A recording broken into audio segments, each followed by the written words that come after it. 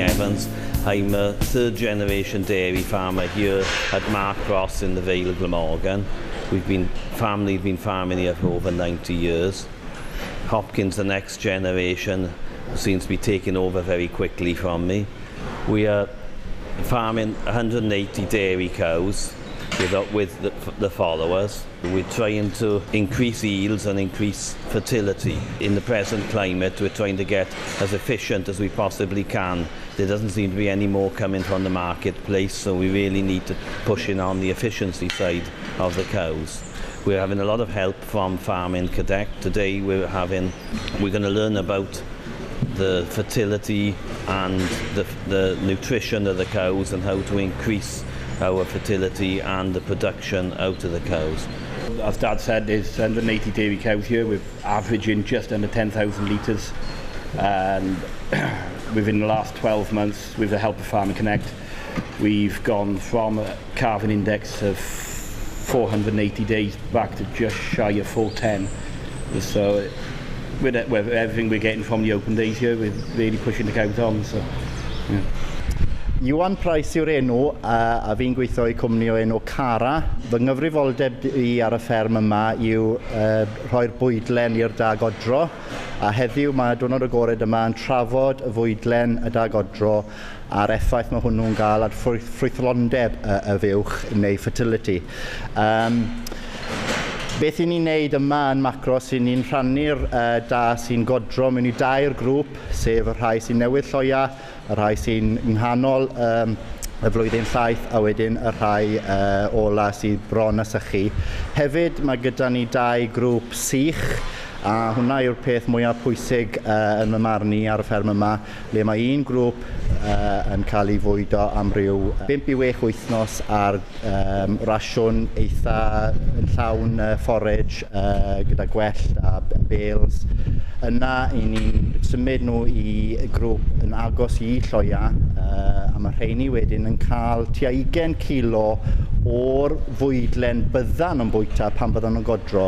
A beth mae hyn yn ceisio i wneud yw cael y fuwch yn gyfarwydd ar fwydlen fydd hi'n goffod bwyta pan bydd hi'n godro llaeth. Mae hwn yn creu llai o broblemau o ran dal heintiau ac hefyd yn helpu'r fuwch i ddod nôl i ffrwythlondeb yn gynt i gael y llo nesaf. Ni'n cydweithio'n agos ar y fferm yma gyda'r milfeddygon. Maen nhw mewn mwy aml na fi, bydde'r milfeddyg yma bob pythefnos. So mae e'n gallu cadw llygad barcit ar pwysau'r fuwch a beth i ni'n galw yn Saesneg condition score, faint o braster sy'n dros esgyn ar cefen y fuwch. A mae hwnna wedyn yn cael ei gwybodaeth yna'n cael ei rhoi i fi, a fi mewn mae gwedwch bob mis i bob yn ail fis.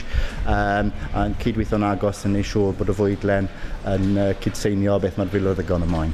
My name is James Husband from Evidence-Based Veterinary Consultancy.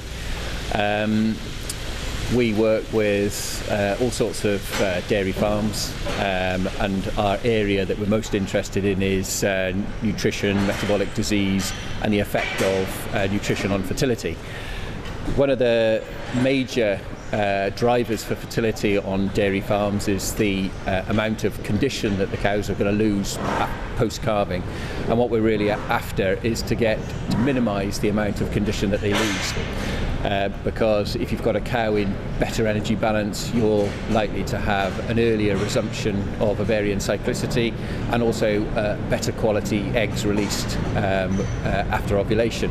One of the major drivers for that would be how you fed those cows in the transition period.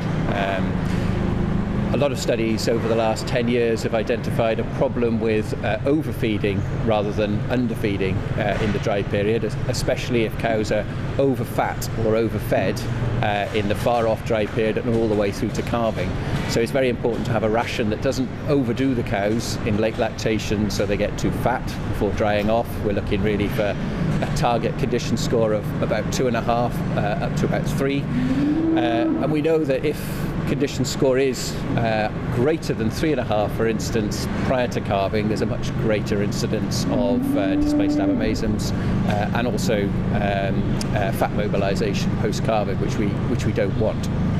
So one of the major targets we would set is to say we want as many cows in that correct range of 2.5 to 3 at drying off and at calving as we possibly can have. One of the other things as well would be getting the cows through calving without having other metabolic disease. I've already mentioned displaced abomasums, which is very strongly related to fat mobilization and excess condition score again, but also milk fever. And milk fever is a relatively easy disease to prevent. And the key really is to try and prevent cows having a ration in the last immediate run up to calving. So really the last 3 weeks in the transition period, have a ration that hasn't got forages with very high potassium contents. Normally the rations that work quite well are the rations that are quite high in straw, because straw has a very low potassium content. If grass silage is used, which of course most farms will use grass silage as well, that carries the greatest risk because the variability can be very great in the potassium content of grass silage. So it's always worth feeding later cuts of grass silage that tend to be lower, and also just testing to see what you've got on farm and pick the one with the lowest potassium content. There are ways that we can monitor cows pre-calving and post-calving to see what the energy status is, and also the susceptibility to milk fever.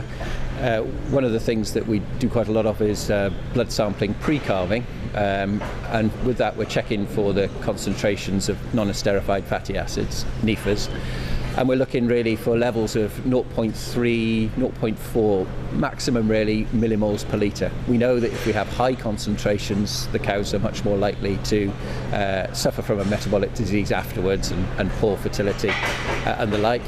You can also look at that post-calving, but we tend to look then at ketone levels in the blood.